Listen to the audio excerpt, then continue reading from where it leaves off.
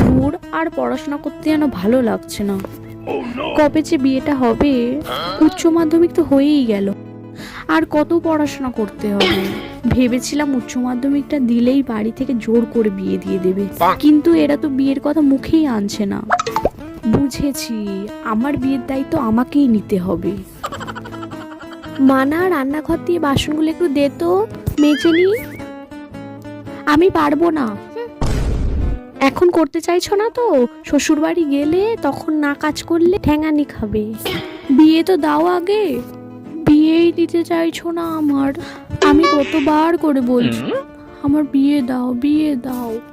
উফ, ধুর, এখানে আর আমার ভালো লাগছে না। আমি এতগুলো বয়ফ্রেন্ড বানালাম, সেই সব কটাকে বললাম চলো পালিয়ে বিয়ে করে নি, অমনি সব কটা পালিয়ে গেল। শালা বজ্জাত সব কটা।